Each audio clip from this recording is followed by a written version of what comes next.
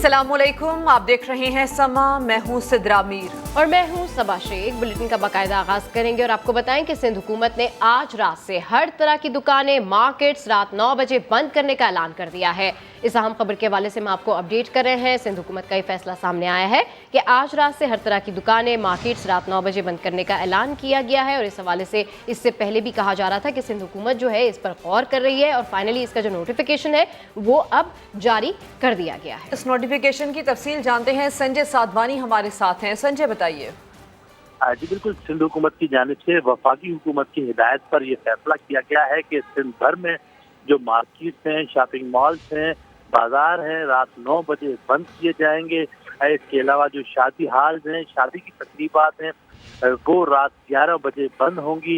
इसके अलावा रेस्टोरेंट और काफ़ी शॉप भी रात 11 बजे बंद करना होंगे।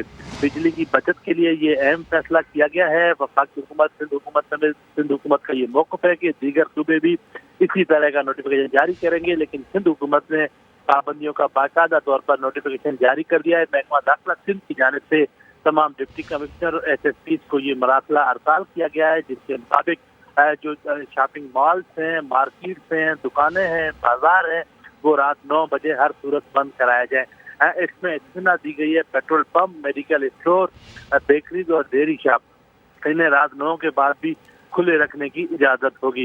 इन पाबंदियों का इतलाक 1 महीने तक होगा। महकमा दाखिला सिंध की जानिब से ये कहा गया है कि वफाकी हुकूमत ने अगर इन पाबंदियों के इतलाक को मजीद बढ़ाने का फैसला किया तो एक नया नोटिफिकेशन जारी होगा। फैसले का बाज़ाब्ता तौर पर इतलाक आज शाम से हो जाएगा। आज शाम यानी जुमे की शाम 9 बजे जो मार्केट्स हैं वो बंद करना होंगी। इसके अलावा तमाम ताजरों को ये हिदायत की गई है कि वो जो दुकानें हैं वो 9 बजे ही बंद करें।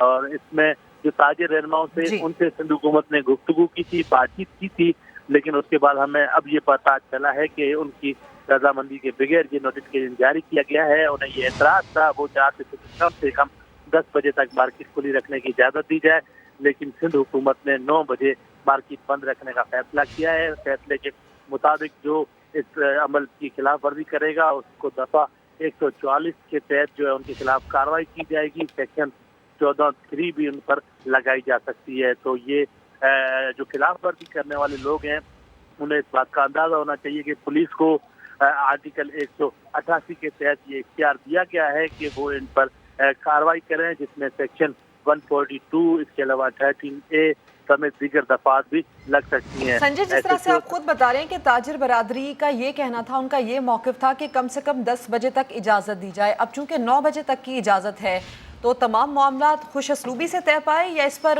एतराज़ के बाद उनका कुछ और भी मुतालबा है?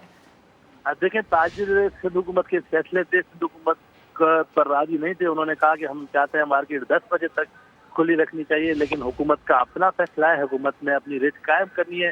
सिंध हुकूमत का ये मौक़िफ़ है कि हमारा अकेले से ये फैसला नहीं है। वफाकी हुकूमत की जानिब से हमें ये दबाव था कि आप ये फैसला उठाएं, नोटिफिकेशन जारी करें, जिसके बाद महकमा दाखिला सिंध ने ये नोटिफिकेशन जारी किया है।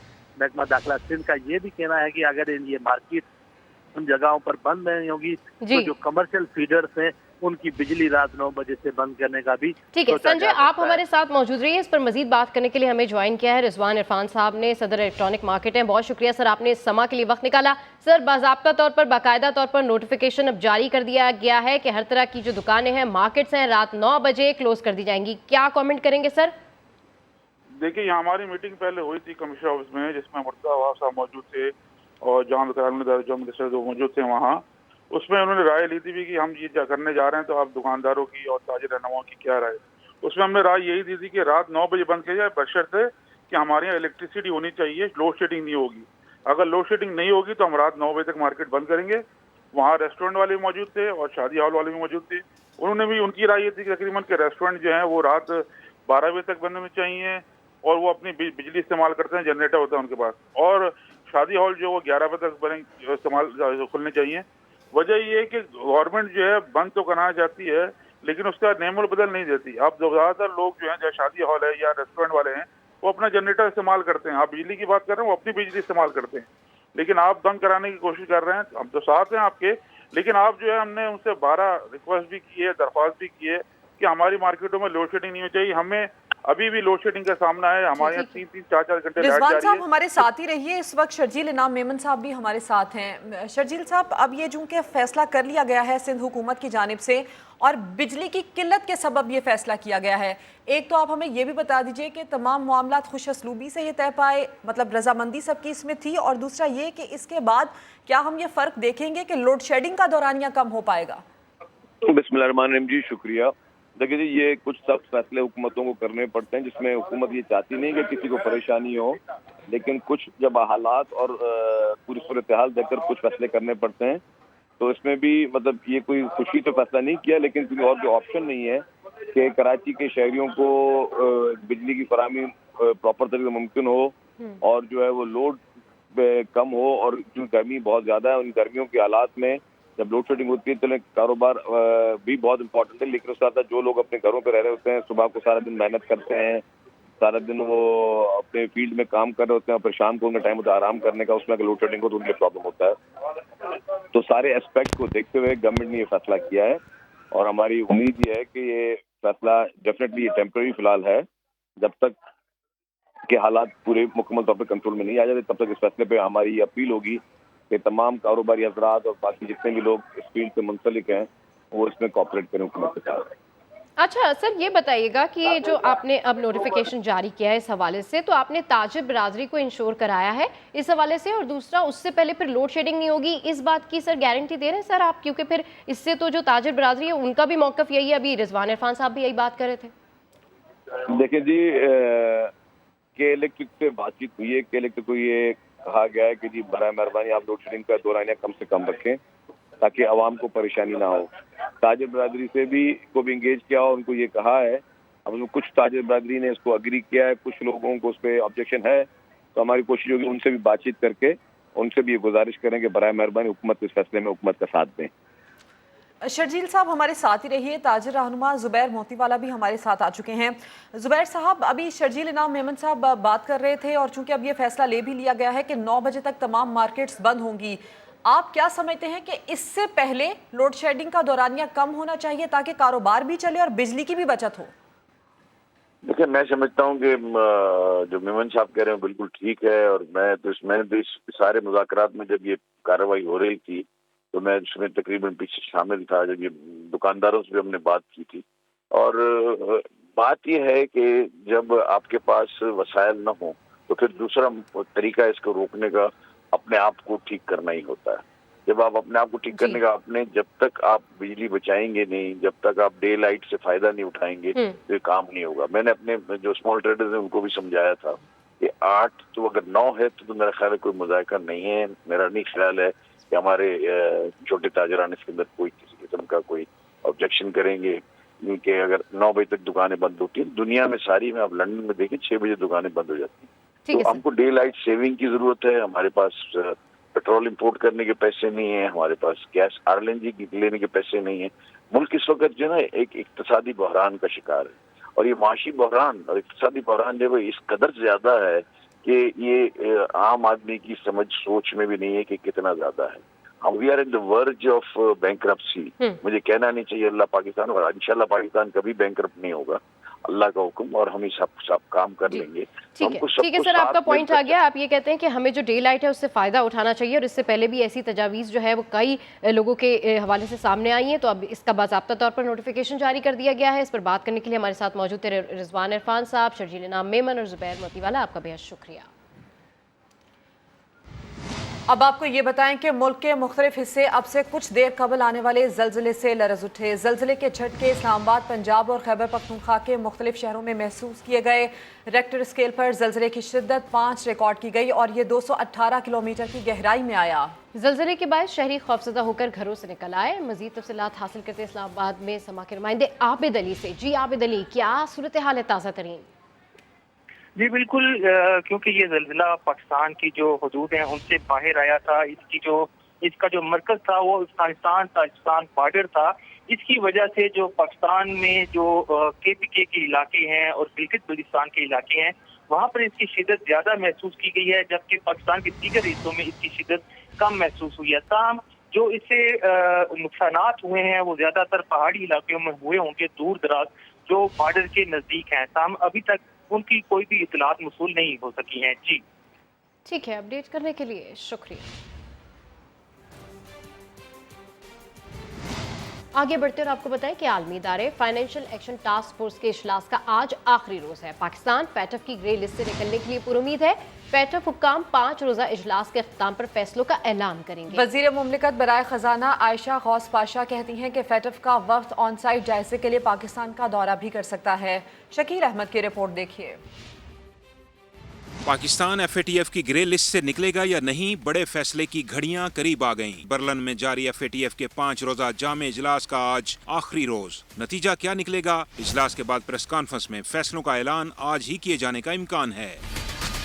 वजीर मुमलिकत हिना रबानी खर पाकिस्तानी वफ्द की क़यादत कर रही हैं। पाकिस्तान टेरर फाइनेंसिंग और मनी लॉन्ड्रिंग के खिलाफ कानून साजी में बेहतरी समेत अपनी पोजीशन वाजे कर चुका। वजारत खजाना भी इस मरतबा पाकिस्तान का नाम फैटफ की ग्रे लिस्ट से निकलने के लिए पुरुमीद है। FATF पे मेहनत की है गवर्नमेंट ऑफ पाकिस्तान ने, और हम उनकी बहुत सी जो रीजंस कंडीशनैलिटीज़ थी या उनकी जो हमारे से रिक्वायरमेंट्स थी, हम उनको फुलफिल कर रहे हैं। ये सिर्फ टेक्निकल चीज़ों का सवाल नहीं है, इसमें कुछ डिप्लोमेसी और कुछ बाकी चीज़ें भी आ रही हैं, उसकी तरफ भी पेशरफ्त हो रही है। वो आएंगे पाकिस्तान को विजिट करेंगे। वजारत खजाना को अमली इकदामात के साथ साथ पाकिस्तान की सफारती कोशिशों का मस्बत नतीजा निकलने की भी तवक्को है। पाकिस्तान का नाम 2018 से FATF की ग्रे लिस्ट में शामिल है। फैटफ के बर्लिन इजलास में पाकिस्तान की साल 2018 से 2021 की कारकर्दगी का जायजा लिया गया। पाकिस्तान 2018 में दिए गए 27 नुकाती एक्शन प्लान में से 26 सिफारिशात पर अमल मुकम्मल कर चुका। एशिया पैसिफिक ग्रुप की जानिब से दिए गए 7 में से 6 नुकात पर भी अमल दरामद हो चुका। शकील अहमद, समा, इस्लामाबाद। ग्रे लिस्ट से नाम निकलने या रहने से मुतालिक कयास आराइयां ना की जाएं। वज़ीर इत्तलात मरियम औरंगज़ेब ने ट्वीट पैगाम में कहा है कि जर्मनी में मुनक्किदा पैटफ इजलास का बयान आज शब जारी होना है। वजारत ख़ारजा में कल इसकी तफसीलात बयान की जाएंगी। अहम मामला है ग्रे लिस्ट के हवाले से जर्मनी में मुनक्किदा पैटफ इजलास का बयान आज शब जारी होना है। वजारत ख़ारजा में कल इसकी तफसीलात भी बयान की जाएंगी। अभी ये खबर कि PTI दौरे हुकूमत में किस किस मंसूबे की मद में रकम का ज़िया किया गया, सामान्य दस्तावेजात हासिल कर ली हैं। अरबों रुपए खर्च किए लेकिन रिजल्ट ज़ीरो रहा। बात करते हैं समा के नुमाइंदे जुल्फ़िकार हमारे साथ हैं। जुल्फ़िकार, किस किस मंसूबे पर कितनी कितनी रकम ज़ाया की गई, क्या तफसीलात हैं?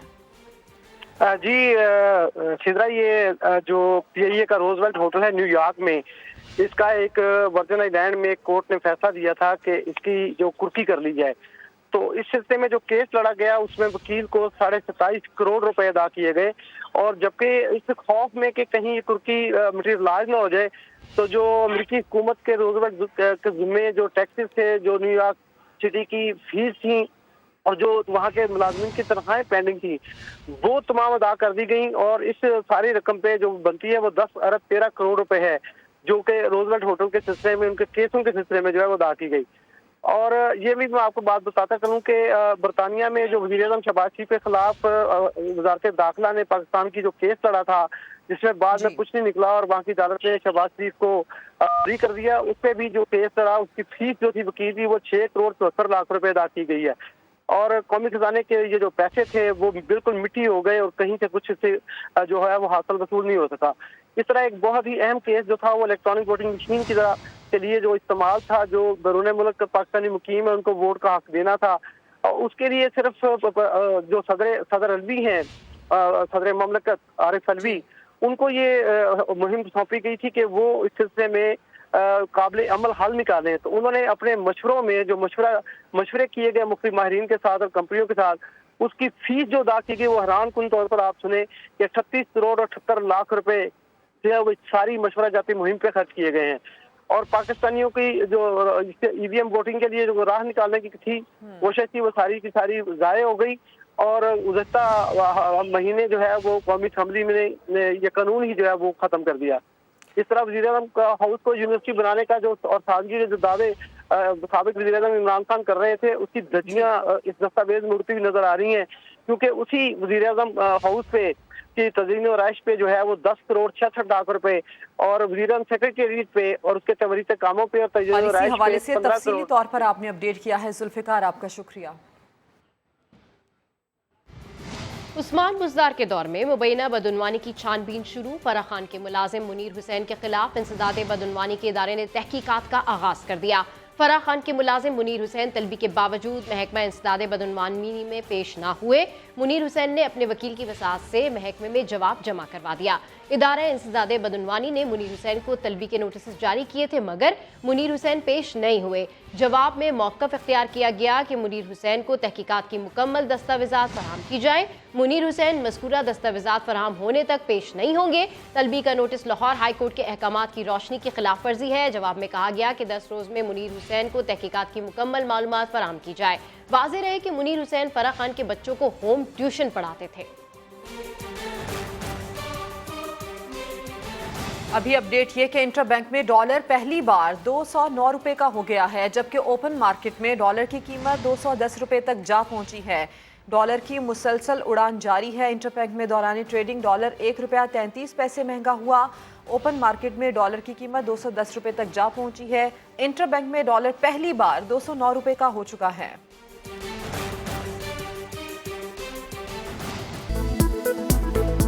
दिन में बाजार रात 9 बजे बंद होंगे। शादी हॉल 10:30 बजे, रेस्टोरेंट्स 11 बजे बंद करने का हुक्म। सिंध हुकूमत का बड़ा फैसला, नोटिफिकेशन जारी। बिजली की किल्लत के सबब यह फैसला किया गया।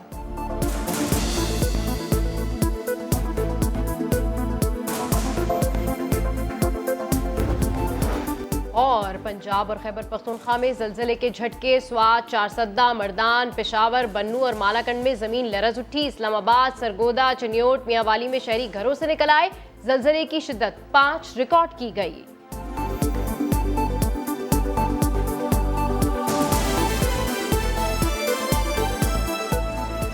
लाहौर में तेज आंधी और बारिश के बायस छतें और दीवारें गिरने के कई वाकयात। 6 अफराद जाम बहक और 10 जख्मी हो गए। सराय आलमगीर में बारिश और फिसलन के सबब कार नहर में जा गिरी। 2 साल के बच्चे समेत एक ही खानदान के 6 अफराद जाम बहक हो गए। इस हवाले से रिपोर्ट कर रहे हैं जहांगीर खान। लाहौर में गरज चमक और तेज आंधी के साथ बारिश ने जहां गर्मी की शिद्दत को कम किया, वहीं अफसोसनाक हादसा भी पेश आया। बिस्तर कॉलोनी में मकान की दीवार गिरने से 2 खवातीन समेत एक ही खानदान के 5 अफराद जान से गए। जाँ बहक होने वालों में बाप, 3 बच्चे और मेहमान खातून शामिल हैं। रेस्क्यू के मुताबिक 52 साला शब्बीर और 19 साला शर्जील मौका पर ही दम तोड़ गए, जबकि 45 साला मुसर्रत, 12 साला नौफील और 17 साला आमना ने अस्पताल पहुंचने से पहले ही दम तोड़ दिया। आंधी आई है तो ऊपर से कुछ ईंटें गिरी है उन पर और वो मौके पे जान बहक हो गई। 2-3 बच्चे और एक फीमेल थी, उसको रेस्क्यू की मदद से लेके गए हॉस्पिटल, वो रास्ते में दम तोड़ गए। शाहदरा बंडाला रोड पर छत गिरने से मलबे तले दबकर एक शख्स जाँ बहक हो गया। वज़ीर आला पंजाब ने लवाहिकीन से अफसोस का इजहार किया। उनका कहना था कि दुख की घड़ी में वो सोगवार खानदान के साथ खड़े हैं। दूसरी जानिब सराय आलमगीर में बारिश और फिसलन के बायस कार नहर में जा गिरी। 2 साला बच्चे समेत एक ही खानदान के 6 अफराद जाँ बहक हो गए। रेस्क्यू एहलकारों ने कार और तमाम लाशों को नहर से निकाल लिया। लाहौर में गुज़श्ता रोज से शुरू होने वाली बारिश के बाद गर्मी की शिद्दत बरकरार ना रही। सबसे ज्यादा बारिश एयरपोर्ट पर 106 मिलीमीटर रिकॉर्ड की गई। जेल रोड पर 51 और गुलबर्ग में 47 मिलीमीटर बारिश हुई। तफसील जानते हैं नवीन अली से। नवीन, बताइए मजमूई तौर पर इलाकों में क्या सूरत हाल रही? जी बिल्कुल, गुज़श्ता रात आंधी के बाद जो बारिश का सिलसिला शुरू हुआ था, जो कि सुबह तक जारी रहा। बारिश के बायस गर्मी का जोर तो टूट गया है, क्योंकि इससे पहले गर्मी तकरीबन 40 डिग्री तक जा पहुंची थी, लेकिन इस बारिश से और ठंडी हवाओं से गर्मी का जोर तो टूट गया है। लेकिन ये बारिश बहुत ज़्यादा जहमत बन गई लोगों के लिए। वो ऐसे कि बारिश चूँकि रात देर में हुई, उस वक्त इंतजामिया भी मौजूद नहीं थी और उसके अलावा वासा का अमला भी सोया हुआ था और रात भर जो है इलाकों के अंदर पानी भरता रहा। जो एक रिकॉर्ड है वासा का, उसके मुताबिक लाहौर एयरपोर्ट पर 106 मिलीमीटर बारिश रिकॉर्ड की गई है। जेल रोड पे 41, लक्ष्मी चौक में 42 और गुलबर्ग में 47 मिलीमीटर बारिश रिकॉर्ड की गई है। हर तरफ पानी ही पानी नजर आ रहा था सुबह। उसके बाद इंतजामिया और वासा का अमला मुतहरिक हुआ और तकरीबन 2 से 3 घंटे के दरमियान लाहौर के ज्यादातर इलाकों से पानी निकाल दिया गया है, लेकिन अभी भी जो पानी निकालने का सिलसिला है वो जारी है। सूरत हाल आपने बताई। नवीन अली, आपका शुक्रिया। कराची में मॉनसून से कबल की पहली बूंदें पड़ गई। गुलशन मेमार, सुपर हाईवे, सुराब कोट समेत कराची के कई इलाकों में आज बूंदाबांदी हो गई। महकमे मौसमियात ने कल हल्की बारिश की पेशगोई की है। चीफ मेट्रोलॉजिस्ट का कहना है प्री मानसून बारिशों का सिलसिला 22 जून तक चलेगा। कराची में 29 जून से बाकायदा बारिशें शुरू हो जाएंगी। जुलाई, अगस्त, सितंबर में मामूल से बहुत ज्यादा बारिशें मुतवक्के हैं, ऐसा कहना है महकमे मौसमियात का। गुलशन मेमार, सुपर हाईवे, सुराबगोट में बूंदाबांदी। महकमे मौसमियात की आज रात बूंदाबांदी और कल हल्की बारिश की पेशगोई। आगे बढ़ते हैं। लाहौर के 4 हलकों में ज़िमनी इंतखाब के मामले पर तहरीके इंसाफ में एक बार फिर ग्रुप बंदी खुलकर सामने आ गई है। लाहौर के 4 हलकों में ज़िमनी इंतखाब 17 जुलाई को होने जा रहे हैं। चेयरमैन तहरीके इंसाफ इमरान खान ने PP 167 के लिए आतिफ चौधरी के नाम की मंजूरी दी। ताहम ग्रुप बंदी की वजह से उनसे टिकट वापस लेकर शबीर अहमद को दे दिया गया। ज़राए के मुताबिक टिकट वापसी की वजह हमाद असर और हाफिज फरत बने। इस तरह PP 170 में अभी तक किसी उम्मीदवार को फाइनल नहीं किया गया। दूसरी जानिब PP 158 में मियाँ असलम इकबाल के भाई मियाँ अमजद की जगह मियाँ महमूद रशीद के दामाद अकरम उस्मान को टिकट दिया गया है, जबकि PP 168 से तहरीके इंसाफ के दरीना कारकुन नवाज अवान को टिकट दिया गया है। महकमे मनसूबाबंदी की मॉनिटरिंग रिपोर्ट ने गुज़िश्ता माली साल के दौरान सिंध के तरक्याती मनसूबों का भांडा फोड़ दिया। PND ने सिंध के 22 महकमों के मनसूबों को गैर मयारी करार दे दिया है। इस बारे में मजीद तफसीलात हासिल करते हैं समात के नुमाइंदा खुसूसी मंसूर मुगैरी से। जी मंसूर, अपडेट कीजिए, मजीद क्या कहा गया है मॉनिटरिंग रिपोर्ट में? देखिए, ये महकमा प्लानिंग एंड डेवलपमेंट डिपार्टमेंट, जिसको मनसूबाबंदी तरक्यात कहा जाता है, उनकी हर साल ये रिपोर्ट शाया होती है जिसमें पूरे सिंध में जितने भी तरक्याती स्कीमें हैं वो इनकी मॉनिटरिंग करते हैं। उन्होंने गुज़िश्ता साल की जो मॉनिटरिंग की है उसके बाद उन्होंने जो रिपोर्ट दी है वो इंतहाई ख़तरनाक है, जिसमें अंदाज़ा किया जा सकता है कि कितना गैर मयारी काम हो रहा है सूबे के तरक्याती कामों में।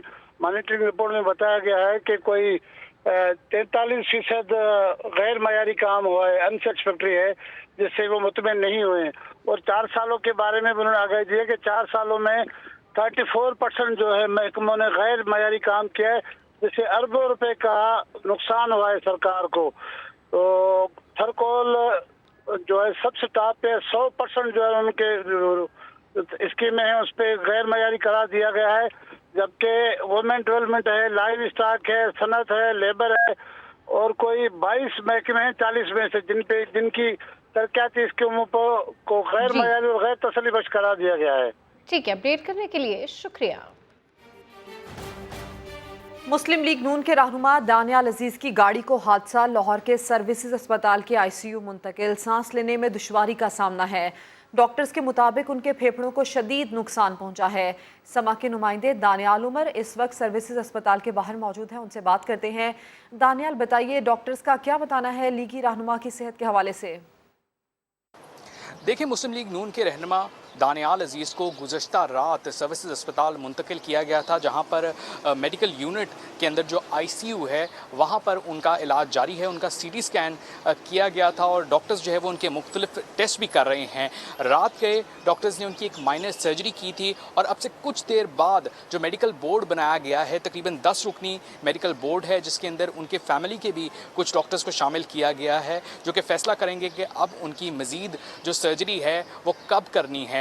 इस वक्त जो सर्विसेज अस्पताल के MS हैं उनसे जब हमने बात की तो उनके मुताबिक दानियाल अजीज़ की जो हालत है वो इस वक्त ख़तरे से बाहर तो मुकम्मल तौर पर नहीं कही जा सकती, क्योंकि वो ICU के अंदर है और लंग्स के अंदर चूँकि ब्लड गया है, इसकी वजह से उनको सांस लेने में भी खासी दुश्वारी का सामना करना पड़ रहा है। लेकिन अब तक कोई भी ऐसी स्टेज नहीं आई कि उनको वेंटिलेटर पर मुंतकिल किया जाए और डॉक्टर्स जो है वो मुख्तलिफ वक्त में जाकर उनको असिस्ट भी कर रहे हैं, देख भी रहे हैं कि इस वक्त उनकी सूरत हाल क्या है। सुबह वज़ीर सेहत पंजाब ख्वाजा सलमान रफ़ीक अता तारड़ जो है वो यहाँ पर आए थे उनको विज़िट करने के लिए, और मुख्तलिफ टाइम के अंदर जो है वो पाकिस्तान मुस्लिम लीग नवाज़ के रहनुमा जितने भी हैं वो यहाँ पर आ भी रहे हैं उनकी खैरियत दरियाफ्त करने के लिए। डॉक्टर्स का अभी ये कहना है कि वक्त लगेगा उनको रिकवर करने में और अभी मज़ीद उनके जो बोर्ड बना है वो फैसले करेगा कि क्या क्या उनकी सेहत के लिए फैसले करने हैं। जी वेलकम बैक। मुसलमानों के घर गिरा दिए जाएं, सेकुलर हिंदुस्तान की सुप्रीम कोर्ट ने इजाजत दे दी। शहर शहर मुसलमानों का एहतजाज और पुलिस की रियासती दहशतगर्दी जोरों पर है। सैकड़ों मुसलमान जेलों में बंद कर दिए गए, हजारों खानदान अजियत से गुजर रहे हैं। ये जो कुछ हिंदुस्तान में हो रहा है, अमेरिका उसकी मजम्मत करता है। भारतीय जनता पार्टी के 2 अरकान ने जो बयानात दिए, अमेरिका उनकी मजम्मत करता है। स्टेट डिपार्टमेंट के तर्जुमान नेड प्राइस ने एक सवाल के जवाब में बताया कि भारत के सीनियर हुकाम से मुसलसल राब्ते में है, उन्हें माइल कर रहे हैं कि इंसानी हुकूक का तहफ़्फ़ुज़ किया जाए। अब ये खबर कि आमिर लियाकत हुसैन के इंतकाल के बायस खाली होने वाली कौमी असम्बली की नशस्त NA 245 पर पोलिंग 27 जुलाई को होगी। इलेक्शन कमीशन ने इसका शेड्यूल जारी कर दिया है। खुर्शीद आलम से बात करते हैं, बताइए इस हवाले से खुर्शीद आलम। जी बिल्कुल, ज़िमनी इंतखाब के कागजात नामजदगी 22 से 24 जून तक जमा होंगे और इलेक्शन कमीशन ने इसका एक पूरा शेड्यूल जारी किया, जिसके मुताबिक 27 जून को तमाम उम्मीदवारों की स्क्रूटनी की जाएगी और उसके बाद 27 जुलाई को NA 245 के ज़िमनी इंतखाब होंगे। वाज़ेह है कि किसी भी रुकन के इंतकाल या इस्तीफे की सूरत में 60 दिन के अंदर ज़िमनी इंतखाब कराना जरूरी होता है। जी, अपडेट करने के लिए आपका शुक्रिया खुर्शीद आलम। स्वात में सजी नुमाइश में खवातीन फनकारों ने फूलों और पत्तों के इम्तिजाज से ऐसी अशिया पेश की कि देखने वाले हैरान रह गए। सैयद शहाबुद्दीन की रिपोर्ट देखिए। फूलों और पत्तों को अछूते अंदाज में तरतीब दिया तो सज धज के शाहकार बन गए। सवात में सजी फूलों की नुमाइश, खूबसूरत रंग एक साथ मिले तो फिर हर तरफ शाहकार नजर आए। नुमाइश का इफ्तिताह साबिक चीफ जस्टिस नासिरुल मुल्क ने किया। तो आज इतनी खूबसूरत वैली है and we want to promote and give show its soft image by playing with flowers, you know. फूलों को नया रूप देने वाली खवातीन आर्टिस्ट कहती हैं, खूबसूरत सवात में खूबसूरत फूलों की बहार होनी चाहिए। हम इनकरेज करना चाहते हैं कि लोग आएं और फूलों का शौक ये पहले ग्रीन हो पाकिस्तान। स्वात को एक सॉफ्ट इमेज भी दिखाना था कि टूरिज्म इसको हो, बिजनेस हो, बिकॉज स्वात ने बहुत तकलीफें देखी हैं। फूल जिंदगी में रंग बिखेरते हैं, अगर इन्हें आर्ट्स का हिस्सा बनाया जाए तो इससे मादूम होते सकाफती विरसे को दवाम बख्शा जा सकता है। कैमरामैन फरजंद अली के साथ सैयद शहाबुद्दीन, समा, सवार। खबरों की अपडेट्स के लिए आप विजिट कीजिए sama.tv। इसके अलावा आप हमें फेसबुक और ट्विटर पर भी ज्वाइन कर सकते हैं। एक ब्रेक के बाद हाजिर होंगे हेडलाइंस के साथ, देखते रहिए समा।